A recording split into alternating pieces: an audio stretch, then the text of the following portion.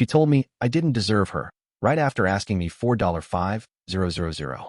So I cut off her family, got branded the villain, then watched karma destroy everything they built. Until she came back, begging me for help. I am Ryan.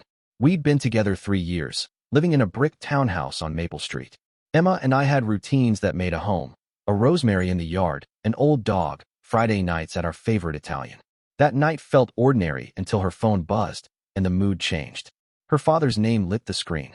She answered, "Okay, I'll call you back." She pushed dessert in small circles and said, "Lo, he needs 5,000. My fork stopped. I wired the money that night. Not because I wanted to, but because I wanted to avoid a fight. We drove home under rain-blurred lights. She slept against the window. For years, I covered most bills. She handled weekends and playlists. Lending felt like a small kindness. A month later, the kindness cracked. Her father promised to pay back in 10 days. 10 days passed. 2 weeks later, he asked for 10,000. I refused. On Saturday morning, sunlight cut across the living room while Emma folded a throw. I slid a spreadsheet onto the coffee table. Dates, amounts, transfers. "You and your family have taken 50,000 from me," I said, leaving no room for the excuses I'd heard for years. Her jaw worked. "You don't talk to my family like that," she snapped. "You don't deserve me anymore. Fix this. Apologize. Move out. Come back when you can say sorry." She pointed to the door. The house felt suddenly like a stage where I'd been given a role I hadn't auditioned for. She laughed without smiling. "You think money makes you a man? You changed." That line stayed with me. I tried to explain the numbers were facts, not an attack. She wouldn't listen. To her, the spreadsheet was humiliation, proof I'd betrayed them. The next day her brother called, voice rough. "Needs 7,000, he said. I told him I couldn't. He pressed, promising to pay me back. I remembered promises that never came. I told him plainly, "I married your sister, not a revolving loan." He threatened. I hung up. Emma burst into the house later, face red. "You humiliated my family," she spat. "You ruined everything." I answered calmly. "I paid the mortgage, the car, dinners. This is my home too." She looked at the pictures like a judge reviewing evidence. "Your behavior changed," she said. "If you don't fix it, don't come back." 2 weeks later, I totaled every transfer. 5,000, 10,000, 7, small emergency loans that never returned. The number blinked, 50,000 plus. My hands were steady with the clarity of it. I stopped answering begging texts. I kept spreadsheets on my phone at night. October 3rd became the date I circled in my head, the day I first said no. She posted a photo a week later, champagne, lights, a caption about fresh starts. No apology, just heart emojis. I felt open and exposed, the one who had given now counting every dollar. Neighbors mentioned men from her side, hanging around our house late. The whispers made me ready for what would come next. That night, I called her and left a single message. "Come home if you want to talk like adults. If not, I'll see you in court." I hit send and felt, for the first time in months, a small piece of control begin to return. That voicemail sat in my sent folder like something I could not take back. I made coffee, watched the light cross the curtains, and felt the quiet as breathing. Saying no out loud felt like starting to get myself back and sleeping without fear. The next morning, her number flashed again, not Emma's, but her brother's. I should have ignored it, but curiosity won. "Ryan," he said, voice hoarse, "I need 7 grand. It's an emergency." I kept my tone flat. "I don't have it. You can arrange it. You've helped before. I married your sister, not your family's debt," I said. He muttered a curse and hung up. That evening, Emma stormed into the house. The door slammed, echoing through the quiet. "You humiliated my family," she said. "You could have just helped instead of making him beg." "I've helped plenty," I told her. "Mortgage, car, groceries. $50,000 is more than helpful." Her face hardened. "You've changed, Ryan. You think keeping track of money makes you better than us. This isn't about being better. It's about not being used." "Then maybe you shouldn't be part of this family at all," she snapped. "If you can't respect my father, maybe you don't deserve me." The words hit harder than she knew. I watched her fold a throw blanket with shaking hands, like every movement was a performance. "Fix this," she said finally, eyes fixed on me. "Apologize or leave." I didn't argue.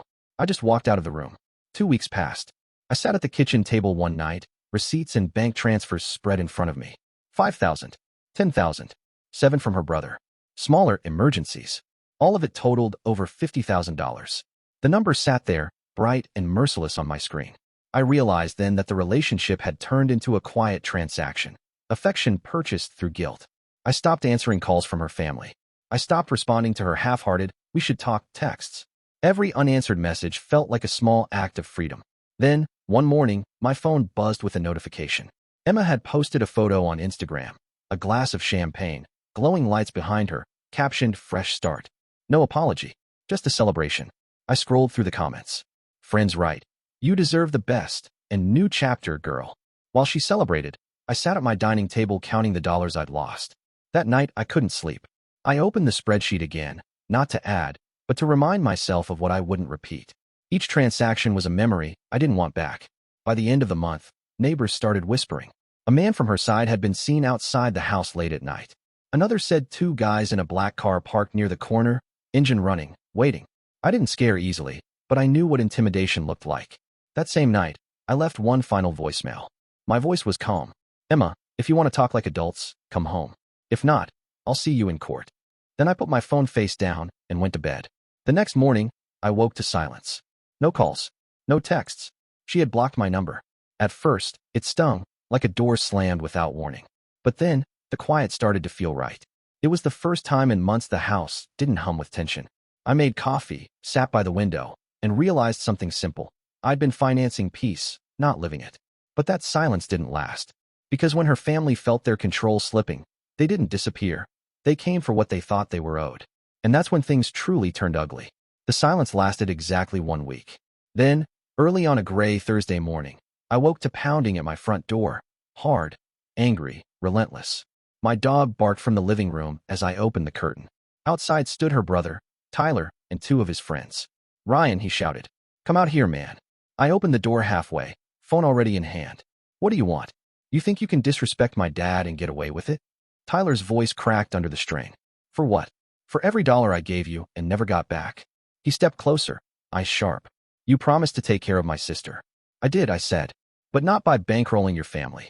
My thumb hovered over the emergency call button. The neighbor across the street pulled out his phone and started recording. Tyler noticed and backed off. He spat on the ground and left with a warning glare. That's when I realized this wasn't just drama anymore. This was intimidation, financial manipulation dressed up as family loyalty. 2 weeks later, I got a message from an unknown number. "Can we talk? I think we both made mistakes." Emma. Against my better judgment, I met her. A small diner halfway between our places, the same one where we used to split late-night pancakes. She looked calm but cautious, eyes darting around like she was waiting for someone else to walk in. She started softly. "My dad didn't mean to upset you."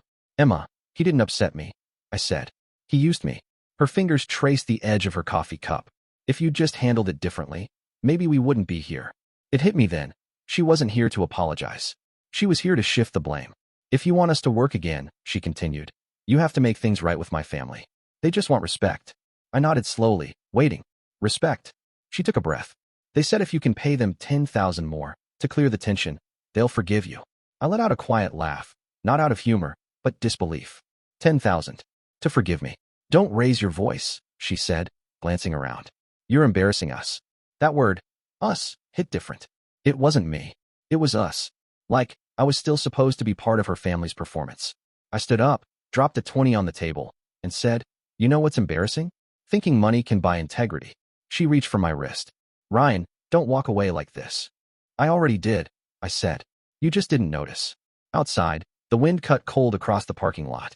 I stood there for a moment, breathing in the quiet. For the first time in months, my chest didn't feel tight. I realized what she really wanted. Not reconciliation, but control. That night, I deleted her number. No blocking, no drama, just gone. I went to bed early, phone on silent, house still. But deep down, I knew it wasn't over. People like her family didn't disappear when the money stopped. They lingered, waiting for one more opening, one more weakness. And I'd just shown them I didn't have any left. A month passed before I heard from her family again, and when I did, it wasn't a call. It was chaos.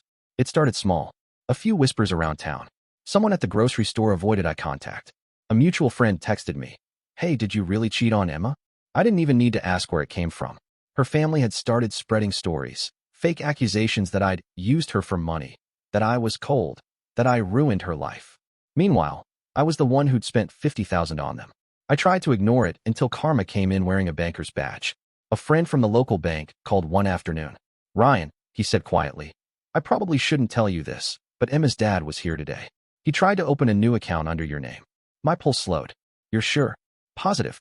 Same ID number, forged signature. We caught it before it processed. That was all I needed. I filed a police report that day, showing every transfer, every message, every loan. For once, the law was on my side, and their lies finally had weight. But that night, as I sat on the couch, the doorbell rang again. Hard fast. I opened the door halfway. Emma stood there, mascara streaked, hair damp from rain. How could you? She shouted. You ruined my family. I stared at her, exhausted. No, Emma. Your family ruined us. I just stopped paying for it. You're heartless, she said, her voice breaking. I shook my head. No. I just stopped financing manipulation. For a moment, she didn't say anything. Then she turned, slammed the door behind her, and the sound echoed through the hallway. Oddly enough, it didn't feel like anger. It felt like closure. The next morning, I called my lawyer. The divorce papers were signed within the week. That night, for the first time in over a year, I slept without checking my phone. No late-night messages about family emergencies. No guilt disguised as love. Just silence, the peaceful kind. 6 months passed. I built a new routine. Early gym sessions, cooking breakfast, walking the dog before sunrise. I hadn't realized how quiet freedom could be until then. No one to manage, no one to explain myself to. Just days that belonged entirely to me. But peace doesn't last when someone still believes they own your past. One late January night, I saw headlights pull into my driveway. I looked through the blinds, a white sedan. My chest tightened for a moment before the knock came. I opened the door. Emma stood there, wrapped in a long coat, face pale. She looked different, not angry this time, just hollow. Please, she said, voice quiet. Can we talk? I hesitated, then stepped aside. She walked in slowly, glancing around the living room. You changed everything, she said softly. New couch. New pictures. Yeah, I said. New life. She nodded, staring at the floor. I was wrong, she whispered. You were right about my family. They used me too. For a second, I almost believed her. But with Emma, there was always more. I waited. She avoided my eyes. Her fingers twisted the edge of her sleeve. And when she finally looked up, I could already see where the conversation was heading. Ryan, she said gently. I need a little help right now. She sat across from me at the kitchen table, same spot where I once spread out receipts and bank transfers, the proof of everything I'd paid. Only this time, there were no papers between us, just silence. After a long pause, she spoke. My dad got caught in another scam, she said quietly. He was taking investment money from people in town. The police are involved. My brother left the state. She swallowed hard. I've got nowhere to go. I'm staying at a friend's place for now. I said nothing. I just watched her twist her hands like she was trying to wring guilt into sympathy. I thought maybe, she began, eyes glassy. Maybe you could help me. Just until I get back on my feet. Help you how? I asked. Just a few thousand. Enough to get a new place, pay off some things. I stood before she could finish. She froze, her voice small now. Emma, I said, calm and even, you don't need money. You need honesty. She stared at me, hurt flickering across her face. You don't understand. I'm not that person anymore. Maybe not, I said. But I remember exactly who you were when I needed you. She looked down, voice thin. If you just helped us back then, my family wouldn't have fallen apart. I laughed, not cruelly, just quietly. Emma, I did help. I helped until there was nothing left of me. You just mistook sacrifice for obligation. Her shoulders dropped. So that's it. That's it, I said. You wanted me to fix things that were never my responsibility. I tried to build a marriage. You tried to build a business. She stood slowly, looking around the house like she was seeing it for the last time. I didn't realize how much I'd lose, she said softly. I nodded once. Now you do. She walked to the door, paused, and turned. Her eyes were red, but her voice steady. You'll regret not forgiving me someday. I didn't answer. The door clicked shut behind her, and for a long time, I just stood there, not sad, not angry, just relieved. 2 months later, I saw her again by accident at the grocery store. She was standing at self-checkout, scanning a carton of milk, hair tied back, looking tired.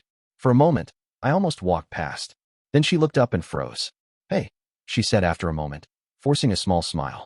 Hey, I replied. How have you been? Free, I said simply. She nodded, the words sinking in. You look happy, she said quietly. I didn't turn back. I just smiled and pushed my cart forward, letting the automatic doors open to the cold evening air. The world outside felt cleaner somehow, like the weight that once followed me had finally given up trying to stay. It's been a year since that night. The house feels lighter now. I replaced the old couch, repainted the walls, and stopped counting the dollars I lost. Because truthfully, I didn't lose money. I paid for peace. She once told me I didn't deserve her. Maybe she was right. I deserved better, honesty, respect. and a life that wasn't measured in withdrawals. And sometimes, when I sit by the window at night, coffee in hand, I think about how karma doesn't always come loud or dramatic. Sometimes it just comes quietly, the way peace feels after the storm ends.